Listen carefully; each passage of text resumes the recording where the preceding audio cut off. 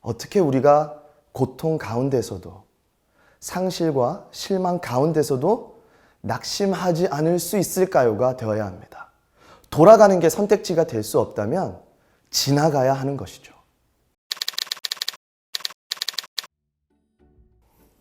저는 학교에서 학생들을 가르치는 일을 하고 있는데요. 하루는 중학교 2학년 학생이 제게 와서 말했습니다. 선생님, 인생은 고통의 연속인 것 같아요. 제가 뭐가 그렇게 고통스럽냐고 물었는데 숙제가 끊임이 없어서 인생이 고통스럽다고 했습니다. 이유야 어쨌든 학생이 심오하고 깊은 삶의 진리를 말한 것 같아서 인상 깊었습니다. 12년만 살아도 실망이 없는 인생은, 상실이 없는 인생은, 고통이 없는 인생은 존재하지 않는다는 걸 아는구나. 여러분들 다 동의하시죠? 만약에 그렇다면 고통을 돌아서 피해가는 것이 우리 인생의 선택지가 될 수 없다면 우리의 질문은 어떻게 하면 제가 평생 아프지 않고 살 수 있을까요? 평생 고통을 경험하지 않고 살 수 있을까요가 되면 안 됩니다.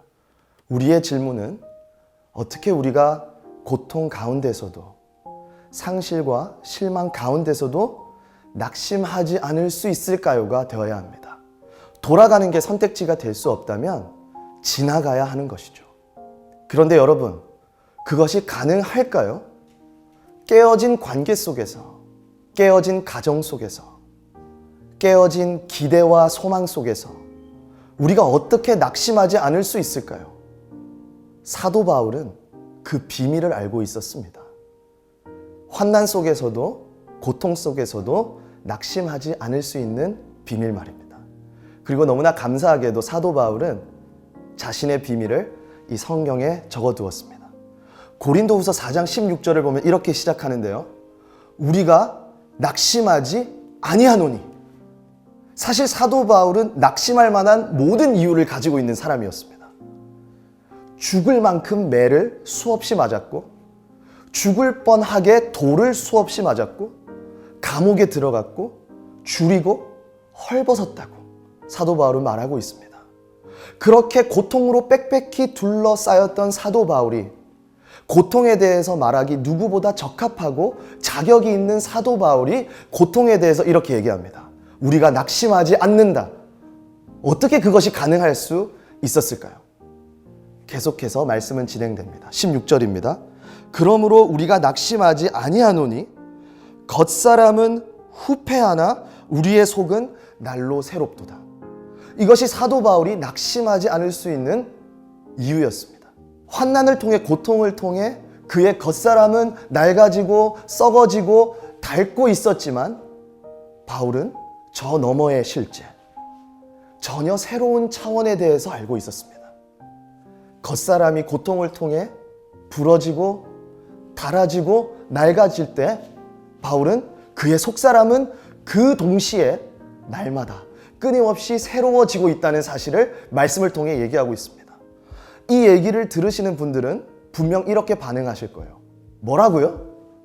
내 속사람이 새로워진다고요? 내 몸이 병으로 부서지고 있는데 내 속사람이 새로워진다고요? 내 가정이 깨어졌는데, 내가 깨어진 관계 때문에 나의 가슴이 이렇게 찢어지게 고통을 받고 있는데 내 속사람이 새로워진다고요? 내 사업이 망했는데 속사람이 새로워진다고요? 말도 안 되는 소리 하지 마세요. 왜 사도 바울은 우리의 속사람이 고통 속에 새로워진다고 말할 수 있을까요? 말씀은 계속됩니다. 이번에 16절과 17절을 읽을 텐데요. 16절과 17절 사이에 영어 성경을 보면 한 단어가 등장합니다. for 이라는 단어인데요. 한국어로 번역하면 왜냐하면 이라는 뜻을 가지고 있죠. 그 for, 왜냐하면을 넣어서 16절과 17절을 한번 읽어보겠습니다. 그러므로 우리가 낙심하지 아니하노니 겉사람은 후패하나 우리의 속은 날로 새롭도다. for, 왜냐하면 우리의 잠시 받는 환난에 경한 것이 지극히 크고 영원한 영광에 중한 것을 우리에게 이루게 함이니. 여기서 우리가 주목해서 봐야 할 단어는 이루게 하다입니다. 준비하다라는 단어를 가지고 있습니다. 이 이루게 하다, 준비하다가 전혀 함께 할 수 없을 것 같았던 겉사람의 낡아짐, 겉사람의 썩어짐과 속사람의 새로워짐이 함께 공존할 수 있도록 만듭니다. 우리의 겉사람을 부서뜨리고 죽어가게 하는 이 고통이 우리의 속사람으로 하여금 영원한 영광의 무게를 위해 준비되게 한다고 하고 있습니다. 이렇게 우리의 속사람 가운데 영원히 준비되어져 가는 과정, 자라나가는 과정, 이루어져 나가는 과정을 성경은 속사람이 새로워진다라고 표현하는 것이죠. 그렇다면 다음 질문이 물어질 수밖에 없습니다. 아니, 이 쓸모없어 보이는 아픔이, 이 쓸모없어 보이는 고통이 어떻게 나로 하여금 영원을 위해 준비되게 한단 말입니까? 이해가 되지 않습니다. 어떻게 아픔이 나로 하여금 영원을 위해 준비되게 하나요? 좋은 질문입니다. 다시 말씀으로 돌아가겠습니다. 16절부터 18절까지의 말씀을 읽겠습니다. 그러므로 우리가 낙심하지 아니하노니 겉사람은 후패하나 우리의 속은 날로 새롭도다. 왜냐하면 우리의 잠시 받는 환난에 경한 것이 지극히 크고 영원한 영광에 중한 것을 우리에게 이루게 함이니. 이제 18절입니다. 우리의 돌아보는 것은 보이는 것이 아니요 보이지 않는 것이니 for. 왜냐하면 보이는 것은 잠깐이요 보이지 않는 것은 영원함이니라. 고통이 우리로 하여금 영원한 영광을 위해 준비케 되는 이유는 바로 우리의 시선과 관련이 있습니다. 말씀을 보니까 고통은 우리로 하여금 보이지 않는 것을 보도록 만듭니다. 그리고 말씀을 보니까 보이지 않는 것은 영원한 것입니다. 고통은 우리로 하여금 영원한 것을 보게 만듭니다. 그럼 이런 질문이 들겠죠. 어떻게 고통이 우리로 하여금 보이지 않는 것을 보도록 만드나요? 여러분 생각해 보세요. 군대를 가신 분들은 알 겁니다. 군대를 들어가면 우리가 무엇을 하나요? 저녁 날짜를 기다립니다.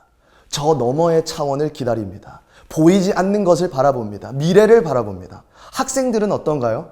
불만족스러운 상황에 있으니까 졸업을 바라봅니다. 내다봅니다. 그렇듯 우리가 그 어떤 상실과 실패와 고통을 경험하지 않고 살아간다면 내가 원하는 집, 내가 원하는 차, 내가 원하는 재산, 내가 원하는 가족, 건강, 명예, 모든 것을 내가 원하는 것을 누리면서 살아간다면 이 세상이 우리에게 제공할 수 있는 것에 대한 한계를 전혀 느끼지 못한 채 살아간다면 과연 우리가 보이지 않는 것을, 저 너머의 것을 바라보기나 했을까요? 우리가 만질 수 있고 우리 눈앞에 바로 있는 것이 이미 우리를 채우고 만족시키는데 어떻게 우리가 보이지 않는 것에 대해 생각할 수 있겠습니까?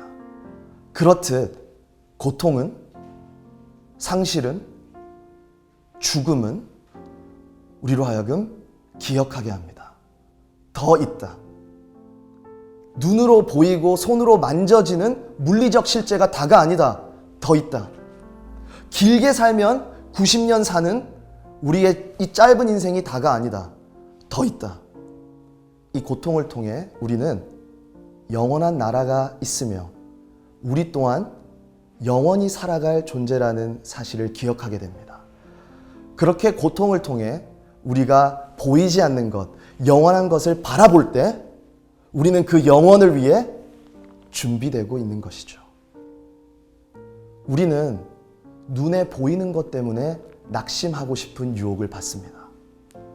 눈에 보이는 것들 중에 뭐가 있을까요? 통장 잔고 눈에 보입니다. 성적표 눈에 보입니다. 아침에 일어나서 거울을 보면 보이는 내 얼굴 한 번씩 우리를 낙심시킵니다. 깨어진 관계, 아파하는 세상.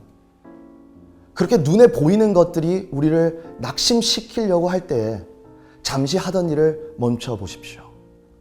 그리고 눈을 감읍시다. 눈을 감으면 무엇이 보이나요?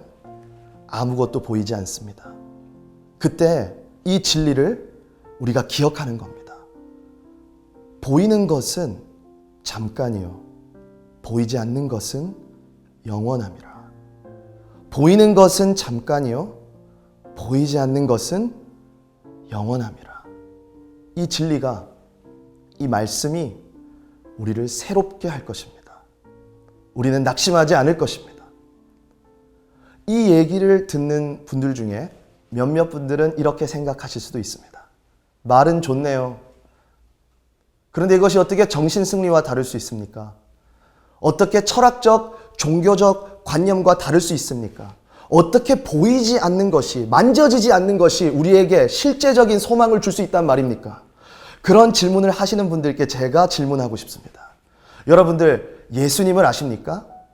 그리고 2000년 전에 이스라엘의 한 작은 마을에서 어떤 일이 일어난지 아십니까? 말씀은 그때 일어났던 일을 이렇게 묘사하고 있습니다. 요한복음 1장 14절. 말씀이 육신이 되니 전능하시고 영원하시고 무한하신 하나님이 유한한 인간의 몸으로 이 땅에 오셨습니다. 세상을 창조하신 전능하신 하나님이 어머니의 도움이 없이는 살아갈 수 없는 아기로 태어났습니다. 그것이 왜 중요하냐면, 여기가 중요합니다. 예수님의 탄생을 통해 보이지 않던 것이 보이는 것이 되었습니다. 보이지 않던 영원한 것이 보이는 것이 되었습니다. 이제는 제자들을 넘어 군중들, 바리새인들, 세리들, 창녀들도 예수님을 볼 수 있었고, 만질 수 있었고, 느낄 수 있었습니다. 보이지 않는 것에 나의 믿음과 나의 영혼과 나의 존재를 걸어야 한다는 사실에 힘들어하고 고군분투하던 불쌍한 인생들을 위해 보이지 않으시는 영원한 하나님이 보이는 하나님으로 이 땅에 오셨습니다. 이것은 철학적, 종교적 관념이 아니라 실제 일어났던 사건이자 진리이죠. 예수님의 고통을 통해 철저히 무의미했어야 했던 우리의 고통에 이제 의미가 생겼습니다. 예수님의 죽음을 통해 막다른 골목이어야 했던 우리의 죽음이 이제 영원으로 들어가는 새로운 시작이 되었습니다. 예수님의 십자가를 통해 비극이어야 했던 우리의 존재가 영원한 희극, 해피엔딩이 되었습니다.